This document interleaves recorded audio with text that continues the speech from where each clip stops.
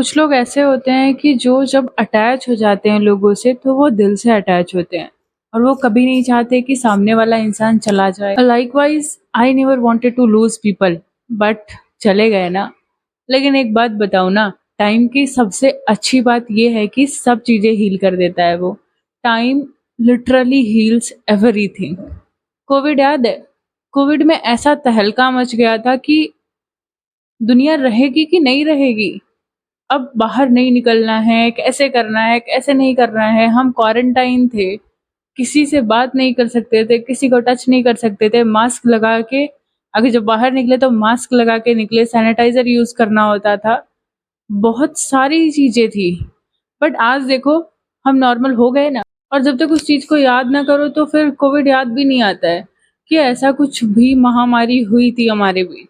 मानती हूँ मैं कि उसका इम्पैक्ट कुछ लोगों पे बहुत बड़ा हुआ, कुछ लोगों ने अपने लव्ड वंस को खो दिया, कुछ लोगों ने बहुत परेशानियां झेली, बट सब मूव ऑन कर जाते हैं। एक टाइम आता है जब सिर्फ कहानी बन चुका है एंड उतना इफेक्ट नहीं करेगा उनको। 5-6 साल हो गए और मैं अपना एक्सपीरियंस बता रही हूँ कि सच में टाइम बहुत हील कर देता है। मैं जिस कंडीशन में थी वहां से मुझे लगता नहीं था कि मैं इन सारी परिस्थितियों से उभर पाऊंगी, आगे बढ़ पाऊंगी, एक भी स्टेप ले पाऊंगी। बट स्टेप खुद ब खुद लेके चले जाते हैं।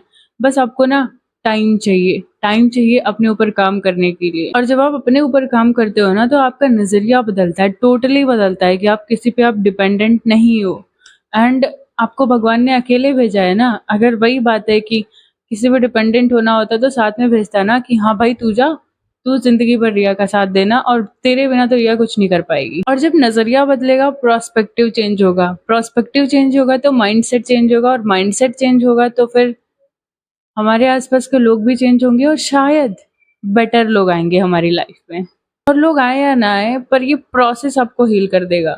बस एक भरोसा भगवान में, एंड टाइम खुद ब खुद काम कर देता है। एंड ट्रस्ट मी, ये होता है। अगर ऐसा हुआ है आपके लाइफ में कि चीज़ें बहुत बुरी हो गई हैं, लोग छोड़ के चले गए हैं, कंट्रोल में कुछ नहीं है, तो भी ट्रस्ट करो, मुझ पर ट्रस्ट करो कि चीज़ें बदलती हैं और चीज़ें धीरे धीरे ट्रैक पे आती हैं। सो चिल, सब होगा और जो होगा अच्छा होगा। वही वही जो राम रचि राखा, को करि तर्क बढ़ावे साखा। जब मैं परेशान रहती थी ना, मेरे माइंड में थाउजेंड्स ऑफ द सवाल चलते थे। तो रामचरितमानस में एक प्रश्नावली है, मैं उससे खुद के आंसर्स ढूंढने की कोशिश करती थी। उसमें आंसर्स दिख जाएगा कि हाँ आपका ये काम होगा, नहीं होगा, या फिर आपको ट्राई करना चाहिए, नहीं करना चाहिए, सॉर्ट ऑफ ऐसा। तो मैं, मेरे माइंड में जब भी उस कंडीशन से रिलेटेड सवाल आए थे ना, सिर्फ उसका आंसर यही मिला, हुई ही वही जो राम रचि राखा, को करि तर्क बढ़ावे साखा। तो मैं थोड़ी डिसअपॉइंट होती थी कि यार मैं तो आंसर चाहती हूँ ना, हाँ या ना, ये सब क्या है। पर अब अगर कभी भी मैं ये प्रश्नावली ओपन करती हूँ ना, देखती हूँ, तो फिर मुझे लगता है कि यार it is the best answer. मैं लोड नहीं लूंगी, भगवान को जो करना है करने दो। वो अगर गिराएंगे ना तो उठाएंगे भी भाई। जब बच्चा चलता है तो वो कितनी बार गिरता है, बट उसकी जो मम्मी होती है, उसके जो पेरेंट्स होते हैं, जो भी गार्जियन उसके पास होता है, वो गिरने देता है, उस टाइम हाथ बढ़ाता है संभालने के लिए। बच्चा अगर उठ गया है तो बहुत अच्छी बात है, और नहीं उठा तो फिर वो अपने हाथों से उठाता है। सो एट द एंड सब कुछ बदलता है, बस भरोसा रखो थोड़ा सा।